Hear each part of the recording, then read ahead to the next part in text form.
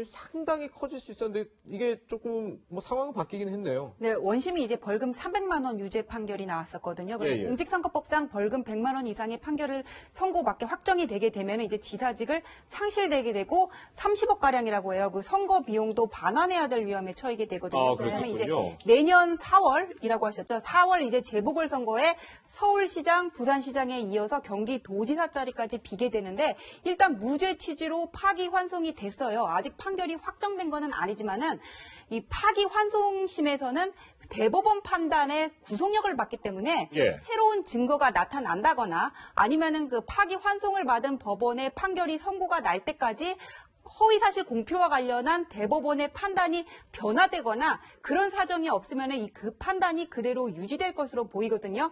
그렇게 되면은 뭐 여기에 그렇게 큰 시간이 걸릴 것 같지는 않기 때문에 이재명 지사는 현재로서는 그대로 무죄 확정으로 이 사건이 끝나게 되지 않을까 일단은 그렇게 예상이 됩니다. 그렇군요. 네.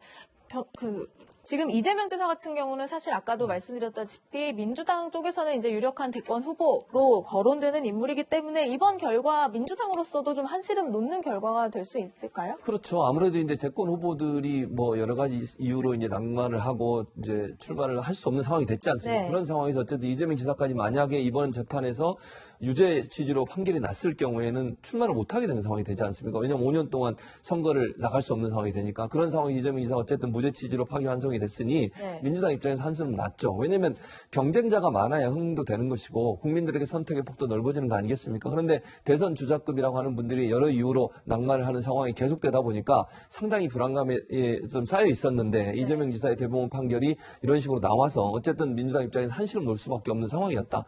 그리고 지금 현재 뭐 민주당 내에서 특별히 떠오르는 두 분, 지금 현재는 두 분입니다. 뭐 나중에 또 다른 후보가 나올 수도 있겠지만 현재로서는 가장 가장 가깝게 가 있는 대선 후보로 이 두 분을 볼 수 있을 것 같아요. 이 두 분을 중심으로 해서 아마 대선의 어떤 후보군이 형성이 되면 일정 부분 지지율도 끌어올릴 수 있는 상황이 될 수 있을 것 같고요. 이런 상황이라고 한다고 하면 민주당 입장에서는 이번 판결이 어려움 상황 가운데 어쨌든 좋은 하나의 그 긍정적인 효과를 볼 수 있는 그런 기회가 될 수 있을 것으로 판단이 됩니다. 네, 민주당뿐만 아니라 앞으로 뭐 정치권에도 조금 좀 상징적인 판결이 될 수도 있겠다라는 게 이제 그동안의 관측이었는데 조금 전 판결 내용을 살펴보니까 국가기관이 모든 표현에 대해서 법적 잣대를 들이댄다면 위축될 우려가 있다라는 표현도 있더라고요. 네, 그렇죠. 이게 앞으로 정치권에도 이제 뭐 토론 문화라든지 영향을 좀 미칠 수 있겠네요. 일정 부분 영향을 미칠 수 있죠. 예컨대 이제 토론이 좀 더 격렬하게 이루어질 가능성이 있다는 생각이 들어요. 무슨 말이냐면 이 표현의 자유 문제 때문에 허위사실 공표 문제 이런 문제가 연관이 돼서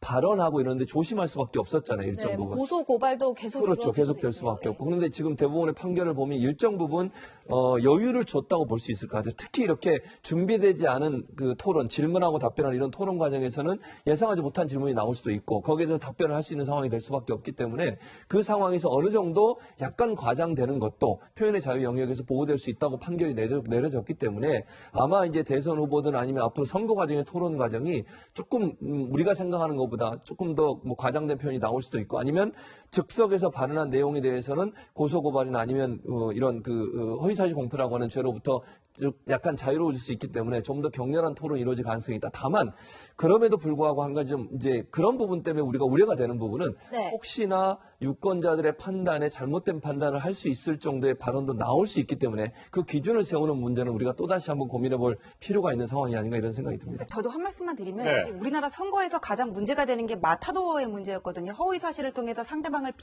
깎아내림으로써 하는 선거운동 상당히 이게 저열한 선거 방식이라고 얘기를 하잖아요. 그래서 선거 중에 아니면 선거가 끝나고 나서 가장 많이 고발장이 접수되던 부분도 이 허위사실 공표란 말이에요. 그런데 오늘 대법원에서 사법부의 자제를 언급하면서 허위의 범위, 공표의 범위도 줄여가지고는 앞으로 이게 상당 부분 걱정이 되는 부분이 있기 때문에 이 대법원의 판결 이후에 하급심에서 그 범위를 어떻게 좁히면서 사법부는 물론 정치권의 영역에 자제를 하는 게 맞지만은 선거의 공정이라는 거를 위해 또 최소한의 잣대를 들이대야 될 의무도 있는 거거든요.